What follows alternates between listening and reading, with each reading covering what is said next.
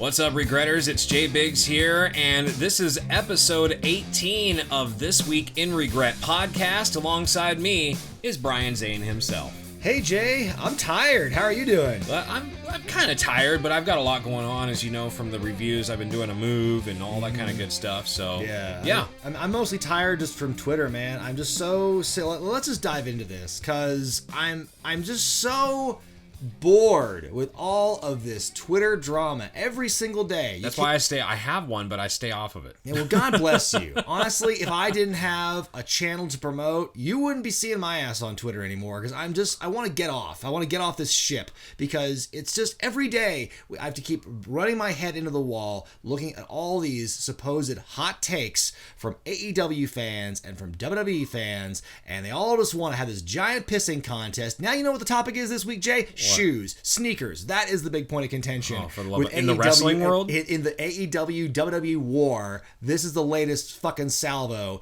in this thing, is the war of sneakers. Because Top Dollar yesterday from Hit Row, he tweeted, quote, "Some of y'all favorite wrestlers only wear sneakers on camera to seem cool and hip, but in real life they rock Vans and Asics exclusively. But y'all not ready for that conversation." End quote. I appreciate the Asics dig. I've never heard it. I'm sorry, but I haven't heard. That's some great salt. I know, right? The Asics dig. Can you believe the disrespect? So obviously that was a shot. That's a shot at the Young Bucks, and of course AEW fans frothing at the mouth and discrediting everything Top Dollar ever has been or said. And it's just, I don't know how shoes and sneaker talk just devolves into more debate about why one company is better than the other, because that's all this fucking boils down to. This is a great example of cancel culture almost, because it's like, you don't like something, let's find ways to bury it. Can I cancel the fans? Can I just cancel these rabid, toxic tribal fans? Because that's who needs to be canceled in all this. Let's just Thunderdome everything. Yeah, exactly. Literally. And put everyone in the Thunderdome, just have a big can sound. And we'll have CGI'd people even on there. They won't even be real fans. They'll just be people on a loop doing what we want them to. Right. I mean, I'm just so sick of this discourse, and every day we got to deal with it. Yeah. Like you said before we were rolling, can't we all just fucking enjoy wrestling? Can't we just, like, whether it's WWE or AEW or Ring of Honor or Impact or MLW, by the way, shout out to Hammerstone for unifying the two belts or getting both those from Beaten Fought 2. Well, he relinquished one today, earlier today. Still, very impressive. But yes, very impressive. But, God, it's no matter who you like, no matter what your flavor is, can we just, like, be chill for once and not turn every tweet or every bio change into some war, into some salvo? Like, Tony Khan tweeting, he was bragging earlier this week about how excited he is that SmackDown's expanding this week to the supersize. They're going to have a commercial-free extra half hour this Friday on SmackDown, competing with Rampage. Like, and that's got everyone, Tony Khan's got everybody talking, though, and that's what it's about. Yes. I mean, goddamn, if these people were around when Eric Bischoff was throwing shade at Vince McMahon every week. Can you imagine if Twitter was back during the Monday Night Wars? People would lose their shit. People would have, I don't think we'd have this second boom period we're in now. I would argue we're in a boom period, or in a relative, like, interest boom period among fans. But all this evil, this vitriol, and this hate being spewed just for talking shit, for cutting promos. That is what it all boils down to. Twitter is a promo landscape. Haven't you known that for like 5 years at least, that people cut Twitter promos? Yeah. I think a lot of the fans need to be a refresher on that. Right. Literally all this beef, like, people are mad, and they're waving the flag for Top Dollar, waving the flag for the Young Bucks. These guys are probably I'll tell you what, the wrestlers do not give a shit. I will tell you that now. All the fans who are frothing at the mouth and who are just going absolutely ape on Twitter, you are carrying a load that the wrestlers could not be bothered to carry. Like, it's all fun and games to them. Like, they're getting paid at the end of the day no matter what. And all the fans are doing is just, they're getting everyone riled up. What is, like, Swerve Scott going to call out Max Caster for having weird headphones or something next? You know, right? Like, I don't know, you know, and then he's going to get it, you know? Right. It's such bullshit. Like, I mean, I will say, like, I'm more excited for Rampage just to get over with, just so we can just, for once, take a small reprieve from, Isn't that weird? Isn't that weird how that's working out? I mean, would you ever have thought you'd say that, like, even a week ago? Like, I mean, I tell you what, I mean, there is a lot of, I think, honestly, people are just on edge because of the hype for Rampage going against SmackDown. Like, this is the competition we have wanted for so long, it seems.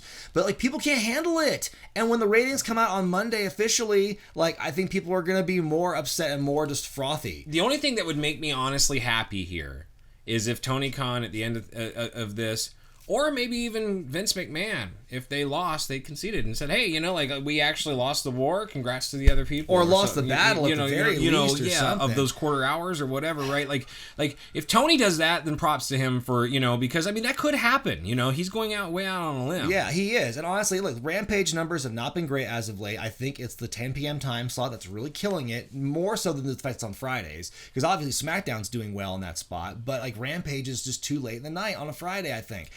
I'm just surprised Fridays are even good wrestling nights, honestly, because Friday nights and Saturday nights are 2 nights that people are out doing things, like concerts and events and stuff like that. So especially because things are coming back, it's even more so now. Right. I mean, like, look, Tony has even said, like, look, even if they don't win, and they honestly don't expect for Rampage's like numbers to beat SmackDown's like their extra half hour or whatever, but like he says, but you know what? I can guarantee this: it's gonna be a better show because WWE. Did you watch Raw? It sucked. Like it was, and he's speaking the truth. Well, maybe he's talking about the women's Queen of the Ring or the Queen's Crown stuff. We'll get to that. Well, for yeah, sure. we will. But I mean, as someone who's watched this unfold for the last 2 years, it gets angrier and stupider every single week.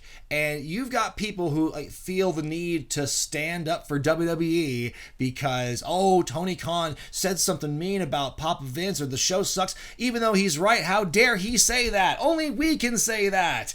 Right. It's mind-blowing to me. And let people say what the hell they want to say, pretty much. Remember when as long as it doesn't hurt anyone. Remember when Eric Bischoff gave away results to Monday Night Raw, like on Nitro? Like, that's how dirty they got in the late 90s. And we haven't even touched that yet. They're fighting about fucking shoes, Jay. That's what we're fighting about this time. Not about spoilers, not about live results. It's about fucking shoes. Well, let me ask you something. Do you think that was a shoot? Do you think that the Young Bucks actually wear those kind of shoes out in public? Or do you think that they actually do wear Vans and Asics? I mean, honestly, I bet you they are in Vans. Who gives a shit? It doesn't matter, but I guess what he was trying to call him out on is the real, right? Yeah. Like okay, your boys are cool because they do these things, but you do know that's a phony show, right? Well, at the same time, I guarantee what's his name doesn't walk around in spandex. Right. You know what I mean? Like, so I'm just saying, like it's just a wrestling thing, dude. You just chill out. Yeah. Chill out, y'all. Everyone needs, I'm even get my dander up a little bit talking about this. I'm getting mad about the idiots getting mad on Twitter. It's just not worth it, folks. Like, just enjoy the wrestling. And hey, you know what? If at the end of the day, like, it's like you're just doing, it's like maybe people are doing this to get caught up in the spirit of it, I guess, but people on Twitter take stuff so seriously and often so personally, and I myself am a victim of maybe taking things too personally sometimes, but it's just when people get into it and like they start attacking the wrestlers as people and attacking the fans and like, all this stuff, it's just too much. Yeah, no, you're right. You're absolutely Y'all need correct. to take, like, you get one of those, like, app blocker apps. Those ones that put, like, a timer on the thing. So it's like, hey, from, like, 8 to 5, you just, like, don't go on Twitter. Yeah. Save that stuff for after the work day or something, man. Like, it's something I need to do, too, just in life. Dude, I've said this about social media for so long. If it didn't mean connections in the business that we're both in, because me on my radio side and stuff like that, keeping connections with program directors so I can keep other jobs and stuff like that, and then, you for your fans, and it's good to have it as long as it serves the purpose it's supposed to. But you end up with a lot of hate and just bullshit and drama, and like,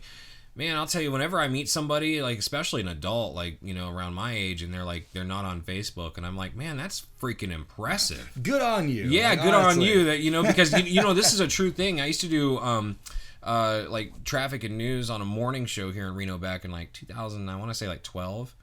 And we did like a top countdown of reasons for divorce in the country, and it's funny because money's always been like the number one cause until 2012, I believe it was, and then Facebook actually took over as the number one reason for divorce. So I always say to people, I'm like, man, if you're in a relationship, stay the fuck off Facebook.